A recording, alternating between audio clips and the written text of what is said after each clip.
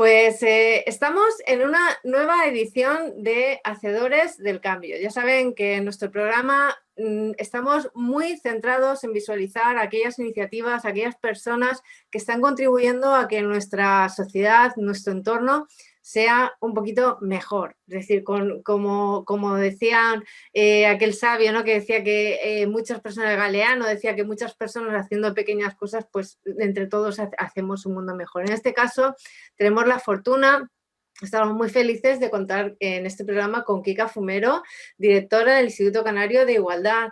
Bienvenida, Kika, y gracias por estar con nosotros. Hola, muy buenas. Gracias a ustedes. Muchísimas gracias. Sabemos que estás a tope, que estás liadísima y te agradecemos muchísimo este tiempo que nos brindas. Voy a empezar a disparar ya con unos datos que a nosotros nos parecen realmente pues, que dan vértigo, dan miedo, ¿no? Dicen, hay algunos titulares que hablan de que Canarias es la quinta comunidad con más fallecidas por la violencia machista. En España, 2,8 millones de mujeres han sufrido violencia sexual y más de 4 millones de agresiones físicas. La máxima expresión de la violencia de género, el asesinato machista, ha acabado ya con la vida desde 2003 de 1.074 mujeres, cerca de 80 en lo que va en 2020. Y en esta coyuntura, con esta coyuntura tan terrible, al inicio de este confinamiento se pone en marcha el mecanismo o la herramienta Mascarilla 19 por parte del Instituto Canario de Igualdad. Kika, coméntanos cómo surge la idea, cómo ha evolucionado, qué resultados habéis visto a partir de poner en marcha este recurso y cuáles son vuestras valoraciones. Bueno, la idea surge justo cuando nos dijeron que iban a decretar el estado de alarma y pusieron a nuestro conocimiento que las mujeres víctimas de violencia de género iban a quedar confinadas, encerradas en sus casas 24 horas del día, 7 días a la semana, permanentemente con sus agresores, y además sabíamos que a priori ese estado de alarma, que en principio fue de 15 días, creo que fue el inicio, sabíamos que se iba a alargar y que prometía ser más largo de lo previsto, como así fue. Por lo tanto, desde aquellas instituciones que nos encargábamos de velar estamos en primera línea atendiendo y velando por la seguridad y la protección y la atención a mujeres, a víctimas en general, porque también a menores de violencia de género, pues desde luego el estado de confinamiento, el estado de alarma supuso una gran preocupación. Y también en la pandemia, cómo íbamos a llegar a dar atención, a brindar asesoramiento, acompañamiento y atender el acompañamiento psicológico a las víctimas, ¿no? Enseguida pusimos manos a la obra para inventar y reinventar otras maneras de intervención social conjuntamente también con los cabildos, y pensamos en generar nuevos recursos para que estas mujeres pudieran estas mujeres o cualquier persona de su entorno que supiera que esto estaba pasando, sospechara que esto pudiera estar pasando, que pudiera también dar la alarma. Como sabíamos que iban a ser pocos los establecimientos que quedaban abiertos, como pues eran los supermercados, los estancos, las farmacias, entre otros, pues decidimos pensar en de qué manera rápida, sin tener que dar grandes explicaciones, estas mujeres podían presentarse, dar la alarma y decir: estoy en una situación crítica de emergencia, necesito que llamen al 112 por mí. Pensamos en las farmacias porque al fin y al cabo las farmacias son agentes sanitarios, y son esos agentes sanitarios en los que al fin y al cabo depositamos nuestra salud de la vida cotidiana, nuestros barrios, las farmacias de confianza, las más cercanas. Entonces sabíamos que ese personal farmacéutico pues eran personales en los que a priori podíamos depositar esa confianza, y también iban a velar por nuestra privacidad, por la seguridad de nuestra intimidad, y también por la confidencialidad a la que se deben también como agentes sanitarios que son. Hablé con los 2 colegios farmacéuticos de la comunidad autónoma, empezamos a pensar en una palabra clave, ¿no? Era la idea que yo tenía en la cabeza. Barajamos varias. Mascarillas la teníamos clara porque al fin y al cabo era pues, es un artículo que seguimos todavía hoy día utilizando, y 19, pues evidentemente por el COVID-19. Finalmente elegimos esa clave y repartimos todo, o sea, a través de los colegios farmacéuticos nos pusimos en contacto con todas las farmacias de Canarias para explicarles el recurso y que supieran y que se adhiriesen a esta campaña. La verdad es que tuvimos colaboración desde el primer momento. La colaboración por parte de ambos colegios fue absoluta y empezamos a trabajar. El objetivo de esta campaña era, por un lado, dar la posibilidad a las mujeres que se acercasen a las farmacias más vecinas o de confianza o a la que estuvieran más cerca y diciendo a través de la clave mascarilla 19, el personal farmacéutico sabía que tenía ante sí una mujer víctima de violencia de género que necesitaba ayuda. El personal farmacéutico lo que hacía era pedirle una serie de datos como el nombre y apellidos, la dirección y el teléfono, y entonces así llamaba al 112 y decía que era un caso de mascarilla 19 y podía dar la alarma, podía dar los datos y entonces se personaba la policía y ahí ya se activaba el protocolo que el gobierno de Canarias tiene ya a disposición para estos casos. Pero también, aparte, más allá de esta herramienta, de este recurso inmediato, otro de los objetivos fue también el disuadir a los agresores, porque sabíamos que si las farmacias, los agentes sanitarios se posicionaban en contra de la violencia de género y en primera línea dispuestos a dar protección a las víctimas de violencia de género si ocurría algo, esto iba a causar un efecto disuasorio, podía causar un efecto disuasorio en algunos agresores y de hecho así fue. Así fue, lo sabemos porque en algunos casos hicimos las llamadas de seguimiento, supimos que tras personarse los agentes de policía, cuando se llama el 112, se personaba la agente de policía y tras esa personación el agresor en los días sucesivos estaba más calmado y la convivencia había ganado en algunos casos, digamos, en calidad, entre comillas, ¿no? Luego también otro de los objetivos era crear conciencia, porque si los agentes sanitarios, el personal farmacéutico se posicionaban públicamente contra la violencia de género, pues al fin y al cabo eso podía crear conciencia en los barrios porque estaban demostrando y dando el mensaje subliminal y no tan subliminal de que la violencia de género no es un problema particular y privado de puertas de casa para adentro, sino que es un problema social, que es un problema público y que es un problema que todas y todos tenemos que abordar desde nuestras posiciones, ¿no? De nuestros lugares. De hecho, durante el confinamiento llegó a haber hasta un 21% de aumento de llamadas de terceras personas avisando de una situación de violencia de género en su entorno. Bueno, básicamente, más o menos, este fue el inicio de la campaña y los objetivos, digamos, fundamentales, ¿no? Con la que partió. Y bueno, ahora hay una campaña en medios que vais a mantener hasta el 31 de diciembre, a priori. Es una campaña muy, muy potente. Entiendo que, bueno, sois conscientes de que se han alcanzado algunos objetivos. De hecho, bueno, más allá de lo que ha ocurrido en Canarias con esta campaña fantástica, que además os quiero felicitar porque habéis sido premiados por el Ministerio de Igualdad, ¿no? O sea, felicidades porque el recurso es fantástico, pero es verdad que a nivel nacional, fíjate que se han detenido entre el 16 de marzo y el 21 de junio 14.040 presuntos agresores y se han practicado 75.500 actuaciones de vigilancia. Es decir, qué lacra tenemos en esta sociedad y qué miedo todavía reina, ¿no? en muchas personas que están siendo maltratadas, al punto que no solamente hay que poner el recurso en marcha, sino que además hay que seguir visualizándolo y hay que seguir animando a las mujeres a que denuncien, ¿no? Entiendo que este es el objetivo de esta campaña en medios, ¿no? Seguir dando a conocer el recurso y animar.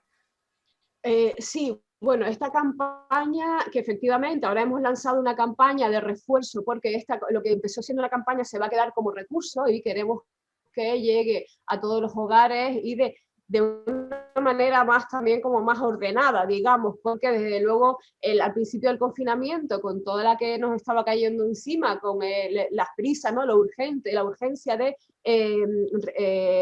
inventar o crear o construir nuevas maneras de intervención y de coordinación entre en la red de recursos misma, cómo íbamos a funcionar, cómo se iba a acompañar a las víctimas de una manera, de un punto de vista psicológico-jurídico, cómo le íbamos a llevar a nuestras casas acogidas, cómo iban a convivir en nuestras casas acogidas, cómo se iban a desplazar a médico, o sea, todo supuso un mundo. Cuando lanzamos en la campaña Mascarilla 19, la verdad es que la campaña pues, se expandió, se difundió, fue viral y se nos escapó de las manos, porque ya no sabíamos realmente si en nuestro territorio quiénes la conocían, quiénes no, sabíamos que era muy conocida, pero bueno, creo que en las islas no capitalinas sobre todo necesitaban una campaña de refuerzo. De hecho ya la habíamos hecho anteriormente y ahora pues bueno, creíamos que necesitábamos una campaña de refuerzo para llegar a esos hogares y que supieran, una, en qué consistía exactamente la campaña y dos, que seguían teniendo a disposición.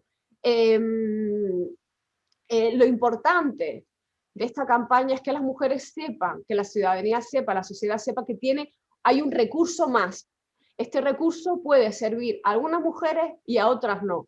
A unas les puede ir bien y a otras no les puede ir bien, pero que sepan, que es lo fundamental, que la farmacia de sus barrios estaba ahí para protegerla. Yo creo que simplemente este mensaje es positivo, porque de alguna manera todo aquello que ayuda o favorece el hecho de que las mujeres no se sientan solas o se sientan lo más protegidas posibles o lo más arropadas posible por la sociedad en sí, más que por supuesto por las instituciones, pero también por la sociedad, pues todo aquello que sirva para ello, que favorezca ese no sentirse solas o lo menos solas posible, pues de luego suma y es positivo. Y este es uno de los grandes objetivos de la campaña, como decía al principio, también el efecto disuasorio. Creo que lo que tenemos que conseguir es que cada vez más haya más agentes en los barrios que se posicionen en contra de la violencia de género públicamente, porque de lo que se trata es de cuanto más seamos, más fuertes vamos a ser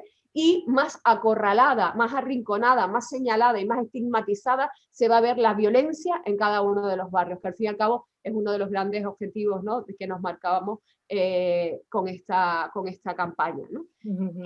Así que, bueno, entre ellos, bueno, comentar esto, que sí, que está ahí, que va a seguir estando ahí el recurso, que va a ser un recurso más y que, por supuesto, están todas las farmacias de Canarias, se han adherido y están funcionando, ¿no?, con Mascarilla 19.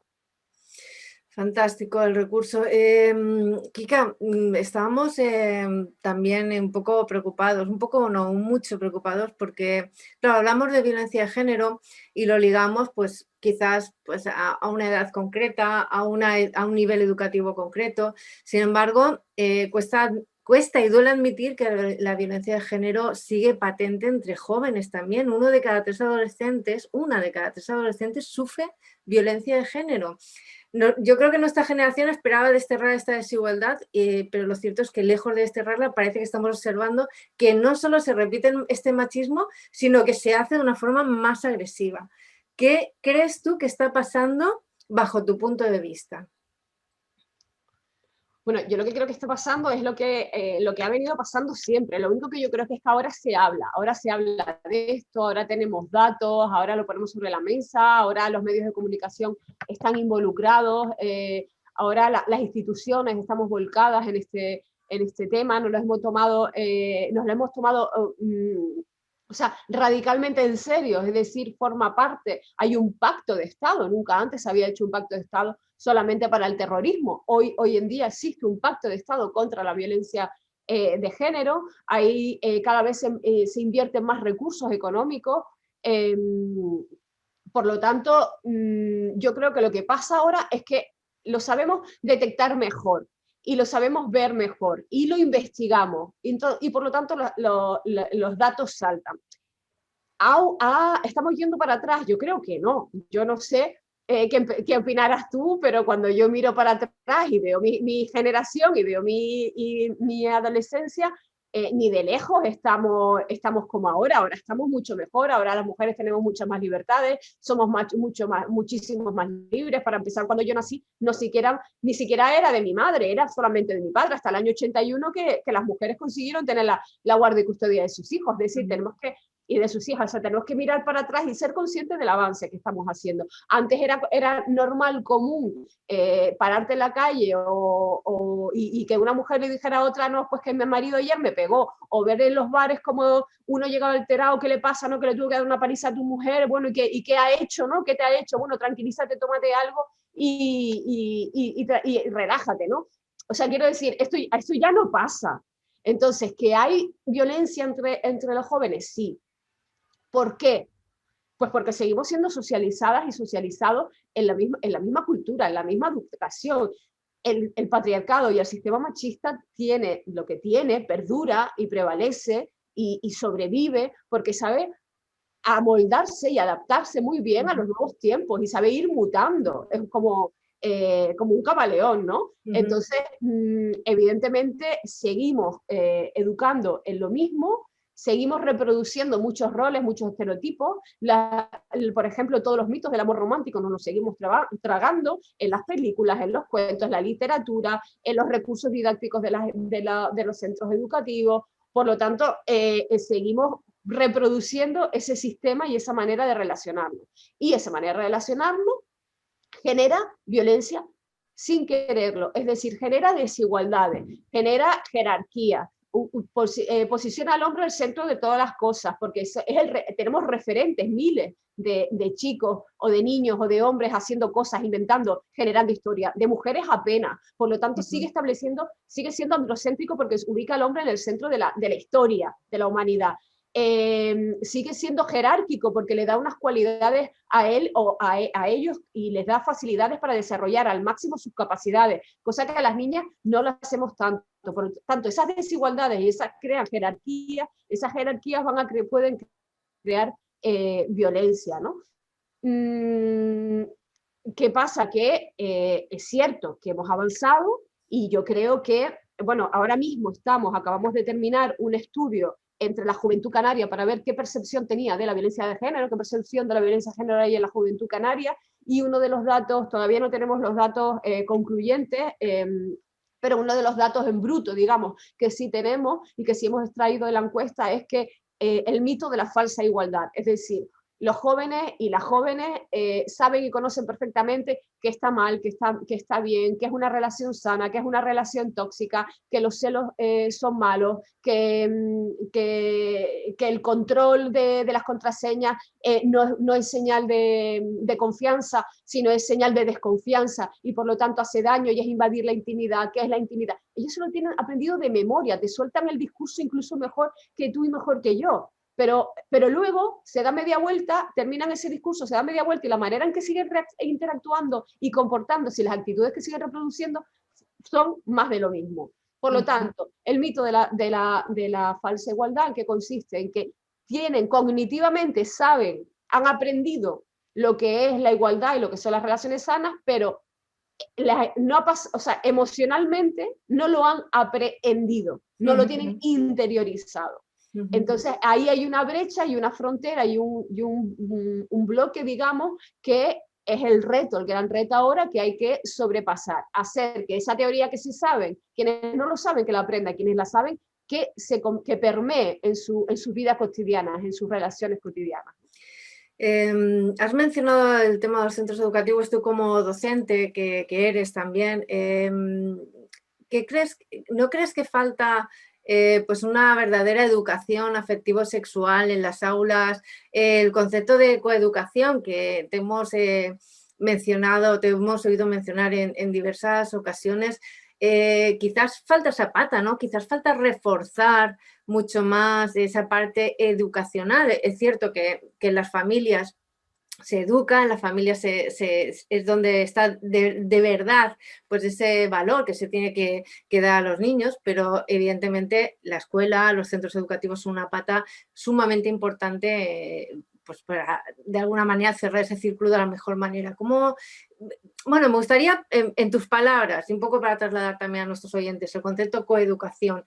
de tu boca, ¿no? Para trasladarlo un poco, para hacer pedagogía con este tema. ¿Y qué piensas también de cómo podemos, o cómo desde las escuelas se puede reforzar o se puede tener una mejor educación? Bueno, y el concepto de coeducación, al fin y al cabo, lo que viene a hacer es llevar la igualdad a la comunidad educativa, que no solo a los centros educativos, sino a la comunidad educativa. Y la comunidad educativa está formada por el personal no administrativo, el personal de la cafetería, el personal de limpieza, el personal administrativo de los centros, el profesorado, por supuesto el equipo directivo, el alumnado y las familias. Y de lo que se trata es de que conjuntamente sepamos, de la mano, llevemos la igualdad a la educación de nuestras hijas y de nuestros hijos, pero como parte, de manera transversal y como parte de la vida cotidiana. Es decir, que no sea algo estanco y departamental o estanco de los miércoles de 10 a 11, o el departamento que está al fondo del pasillo a la izquierda, sino que sea algo que permee toda lo que es toda la comunidad educativa y que sea coherente. Y por supuesto, la coeducación lo que viene a hacer es llevar, velar porque el conjunto del alumnado, la totalidad del alumnado, tenga las especificidades, las características, las particularidades propias que tengan.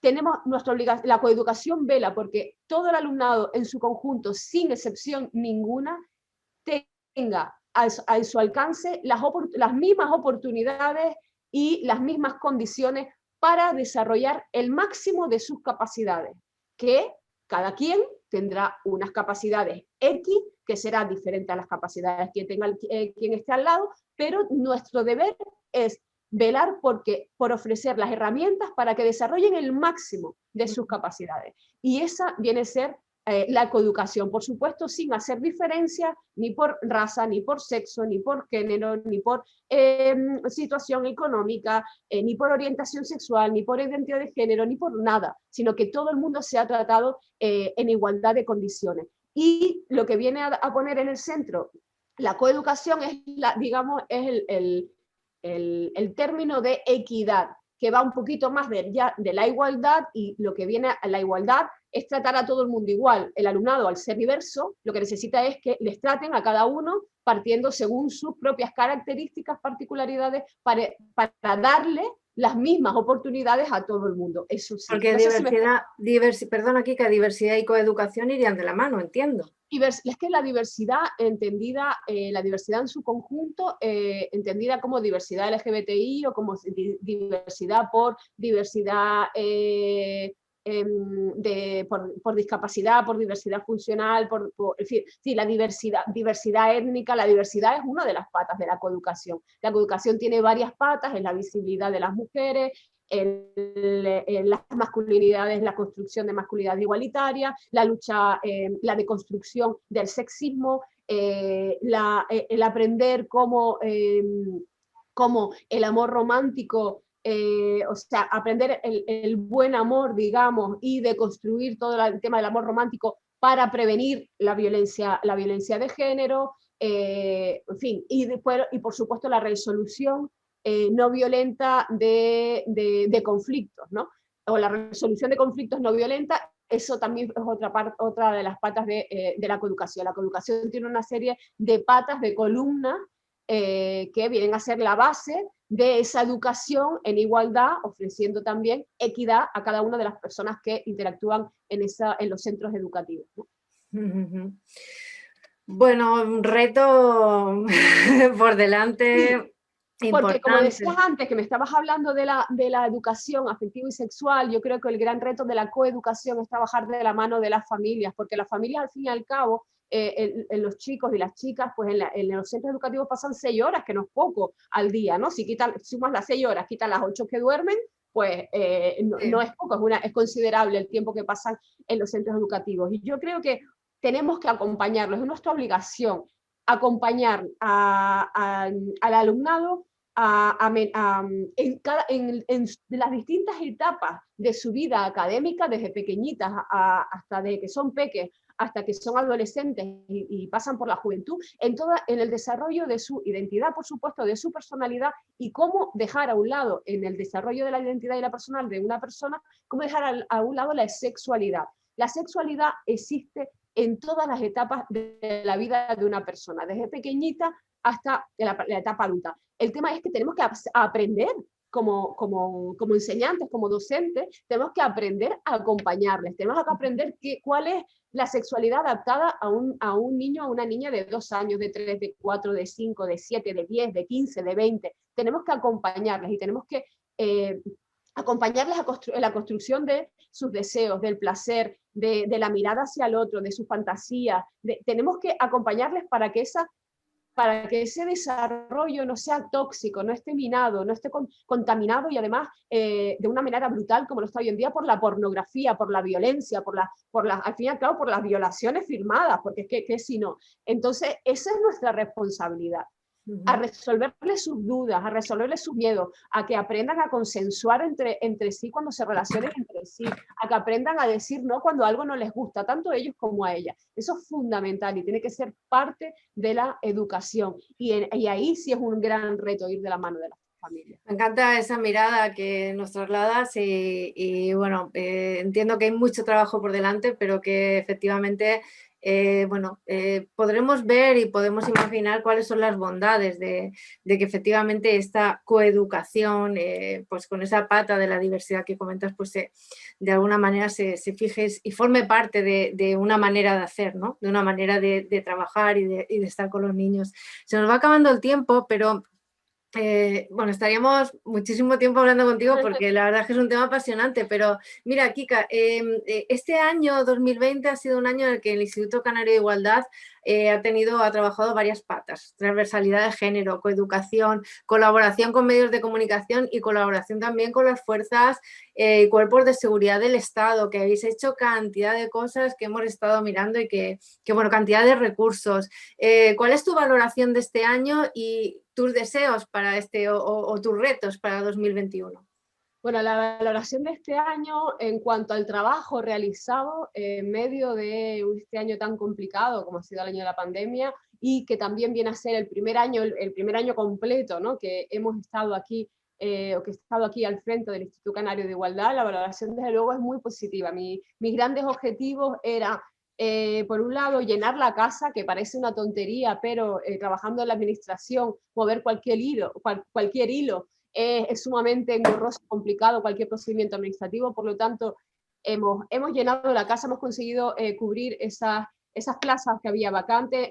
Mi gran objetivo, segundo gran objetivo, o primero, en fin, el orden, ya sabemos, era también que la sociedad conociera el Instituto de Igualdad, el Canario de Igualdad, que no fuera simplemente que no se supiera o que no se conociera entre las asociaciones o entre las instituciones, que no fuera algo endogámico, sino salir a la calle, romper ese muro y que la gente de a pie de la calle, la vecina del quinto de casa de mi madre, como del edificio de mi madre, como digo yo, que esa vecina nos conozca y sepa que estamos aquí para qué y qué puede esperar y disponer de nosotras. Y instaurar también el área de coeducación y esa mirada coeducativa que tenemos en el instituto gracias a la cooperación de la Consejería de Educación tenemos aquí en el instituto la vamos a tener durante esta legislatura. Y por supuestísimo aumentar lo que es los recursos económicos y los recursos para víctimas de violencia de género. Ese objetivo, a día de hoy, el balance que hago es sumamente positivo. El instituto, todo el equipo ha trabajado de manera excelente y extraordinaria durante todo el año. Los resultados yo creo que podemos decir que están ahí, que nos podemos sentir orgullosas de lo que hemos hecho y lo que pretendemos ahora. El próximo año estamos programando, el próximo año hay algunas líneas que se van a seguir sí o sí, por ejemplo, el tema el programa de masculinidades igualitarias que lo vamos a presentar ante el Consejo de Gobierno ahora. El área de coeducación va a seguir activa. Hemos reforzado todavía más en los presupuestos para el próximo año, ampliado el presupuesto económico para el área de los recursos para víctimas de violencia de género, para ampliarlos y para reforzarlos.